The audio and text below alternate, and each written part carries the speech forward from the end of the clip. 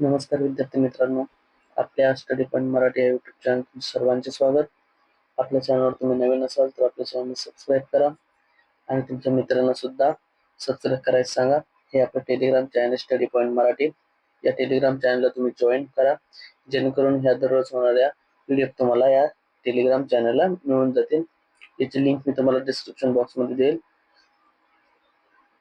चला तर चालू करूया आजच्या दिवसातील महत्त्वपूर्ण चालू घडामोडी प्रश्न 7 एप्रिल 2026 हा प्रश्न मी तुम्हाला काल दिला होता. मे 2026 मध्ये ब्रिक्स परराष्ट्र मंत्र्यांची बैठक कोणत्या ठिकाणी आयोजित करण्यात येणार आहे, तर कोणत्या ठिकाणी आयोजित करण्यात येणार आहे, तर याचे योग्य उत्तर आहे नवी दिल्ली. चला तर करूया सुरुवात. आजचे प्रश्न. पहिला प्रश्न, महाराष्ट्र खो खो असोसिएशनच्या अध्यक्षपदी कोणाची निवड करण्यात आली, तर कोणाची? महाराष्ट्राच्या उपमुख्यमंत्री सुनेत्रा पवार यांची. त्या महाराष्ट्राच्या काय तर पहिल्या महिला उपमुख्यमंत्री आहेत त्या. जसेच खो खो असोसिएशनच्या सुद्धा पहिल्या महिला अध्यक्ष आहेत. दुसरा प्रश्न, अन्न तंत्रज्ञान संशोधन संस्था येथे कोणत्या प्रकल्पाचे उद्घाटन केंद्रीय मंत्री जितेंद्र सिंह यांनी केले? कोणत्या? Break Bionest incubation centre. भारताचे अन्न नवोपक्रम परिसंस्था मजबूत करण्याच्या दिशेने हे काय महत्वपूर्ण पाऊल उचललेले आहे. तिसरा प्रश्न, राष्ट्रीय सब ज्युनियर बॉक्सिंग चॅम्पियनशिप 2026 कोणत्या ठिकाणी आयोजित केली आहे, तर कोणत्या ठिकाणी? नागपूर. नागपूर काय महाराष्ट्राची उपराजधानी. ही कितवी आवृत्ती या स्पर्धेची, तर 7वी. याचे उद्घाटन कोणी केले, तर केंद्रीय मंत्री नितीन गडकरी यांनी. या स्पर्धेत 17 वर्षाखालील खेळाडूंचा समावेश होणार आहे. या स्पर्धेत जे खेळाडू उत्कृष्ट कामगिरी करतील अशा खेळाडूंना ताश्कंद येथे होणाऱ्या आशियाई बॉक्सिंग चॅम्पियनशिप मध्ये काय सहभागी होता येणार आहे.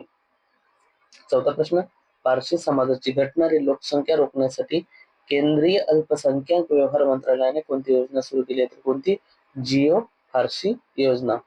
जिओ पारशी योजना. युनिव्हर्सल पारशी रजिस्ट्रेशन ड्राईव्ह या सुविधा शिबिरामुळे या पोर्टलवर 300 नवीन नोंदण्या झाल्या आहेत. जिओ पारशी योजना कधीची, तर 2013-14 मध्ये सुरू करण्यात आली होती. पाचवा प्रश्न, चर्चेत असलेले बर्नावापारा वन्यजीव अभयारण्य कोणत्या राज्यात स्थित आहे? कोणत्या राज्यात स्थित आहे? छत्तीसगड या राज्यात स्थित आहे. हे अभयारण्य छत्तीसगड राज्यातील महासमुंद या जिल्ह्यात स्थित आहे. ते सुमारे 245 चौरस किलोमीटर क्षेत्रात विस्तारलेले आहे. या ठिकाणी कोणते? काळवीट या प्राण्याचे पुनर्वसन करण्यात आले. कोणत्या प्राण्याचे, तर काळवीट या प्राण्यांचे. छत्तीसगड राज्याची राजधानी कोणती, तर रायपूर आणि मुख्यमंत्री कोण आहेत, तर विष्णुदेव साय. सहावा प्रश्न, डोपिंगमुळे सस्पेंड किंवा दोषी ठरणाऱ्या खेळाडूंच्या संख्येत भारताचा जगात क्रमांक कितवा लागत आहे, तर कितवा लागत आहे? प्रथम क्रमांक. म्हणजे भारताचा पहिला क्रमांक लागत आहे डोपिंगमुळे सस्पेंड होणाऱ्या खेळाडूंच्या यादीमध्ये. सातवा प्रश्न, 1 एप्रिल 2026 पासून देशामध्ये E20 पेट्रोलची सुरुवात झाली असून E20 नुसार पेट्रोलमध्ये 20% कसा समावेश करण्यात आला, तर कशाचा? इथेनॉलचा समावेश करण्यात आला आहे. आठवा प्रश्न, क्रिटिक चॉईस अवॉर्ड 2026 मध्ये सर्वश्रेष्ठ चित्रपटांचा पुरस्कार कोणाला मिळाला आहे? कोणाला मिळाला, तर होम बाउंड या चित्रपटाला मिळाला आहे. नववा प्रश्न, साहित्य अकादमी युवा पुरस्कार 2025 हिंदी मध्ये कोणाला सन्मानित करण्यात आले, तर या पुरस्काराने डॉक्टर पार्वती तिर्की यांना. दहावा प्रश्न, कोणत्या राज्याच्या उच्च न्यायालयाने न्यायिक निर्णय घेण्यासाठी आणि निकाल पत्र तयार करण्यासाठी कृत्रिम बुद्धिमत्तेचा म्हणजेच एआयचा वापर करण्यावर काय घातली आहे? बंदी घातली आहे. कोणत्या राज्याच्या उच्च न्यायालयाने, तर गुजरात राज्याच्या. गुजरातची राजधानी काय आहे, तर गांधीनगर आणि मुख्यमंत्री कोण आहे, तर भूपेंद्रभाई पटेल हे आहेत. 11वा प्रश्न, सुशासन आणि सेवा वितरणाला चालना देण्यासाठी भारत सरकारने कोणता उपक्रम सुरू केला, तर कोणता केलाय, तर साधना सप्ताह 2026.